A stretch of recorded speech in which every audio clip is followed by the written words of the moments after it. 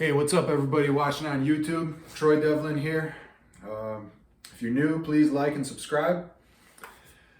In this video, I'd like to talk a little bit about some first responder health and wellness, specifically as it pertains to shift work.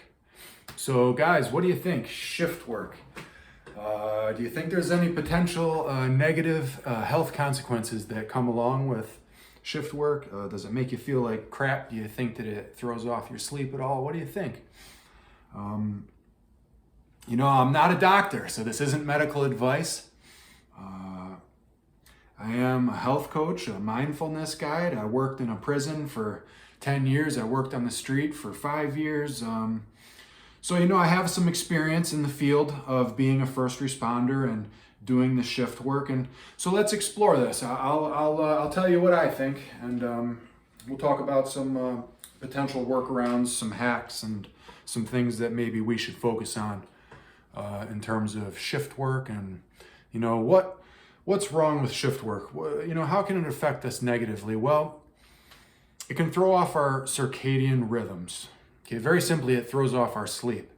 And circadian rhythms, another way to think of that is natural rhythms.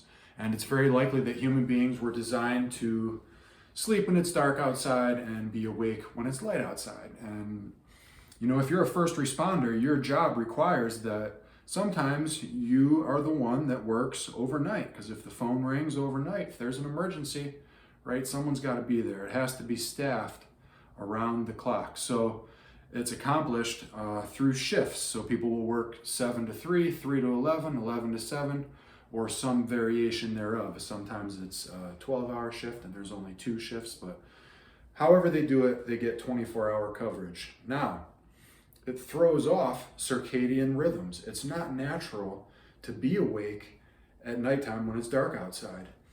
And so what can begin to occur is hormonal changes in the body. When you don't get good sleep, you don't get enough sleep, your cortisol levels can begin to rise. And cortisol is a stress hormone. It's not always bad, but it's not good to have elevated cortisol for extended periods of time. Don't want to go down a rabbit hole there, but another problem you can have is elevated blood sugar. Again, not good to have elevated blood sugar for extended periods. And then another thing that can happen is your good hormones in your body, your sex hormones, those levels can begin to fall off, and certain neurotransmitters in your brain can be affected, and so you become vulnerable to feeling depressed, and quality of life issues result from this. So what the heck can we do? Because as first responders, we're going to have to be shift workers. It's the way it is. And so let's think of some workarounds or some hacks.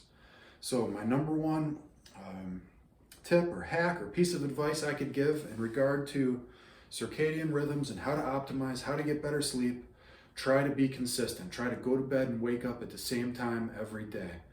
And there's going to be times when that can't happen because of the nature of the job, but really try to be kind to yourself and provide yourself consistent sleep period, and just understand how important it is. Now, along the lines of optimizing, be mindful of sleep hygiene, or the environment that you cultivate to sleep in. It should be cool, dark, and quiet. So keep that in mind, right? Try to have it be cool enough where you need some blankets to feel comfortable to be able to sleep, right? That'll help you. And there is one thing to consider, and it's a gadget, and who knows if it works or not, but it may be worth considering. And I'll tell you what it does work for. It works for impact protection or frag or splash. It works in a safety glass style capacity, yet it's called a blue blocker, right? It's a certain type of protective glasses. It's like safety glasses made of plastic, but it blocks blue light. And blue light is contrary to our circadian rhythms, because when it's dark outside, our body is probably tuned to not be exposed to very intense light at that time. And what happens is it's dark outside, we're inside, we're exposed to the very intense fluorescent lights that are in the ceiling, and the very intense lights from the screens of our telephones and tablets. And that is contrary to what we have adapted to be experiencing. And because of that, we experience the pain of dissonance and things aren't right, and the stress hormones rise, and the blood sugar, and everything we talked about. And that'll lead to inflammation, it'll lead to joint pain, it'll lead to a deterioration of the mental health of the person. So we want to optimize sleep, guys. And there's a few ways that we can do that we can focus on, but it's just something that I think we need to be mindful of as shift workers. Again, thank you so much for watching.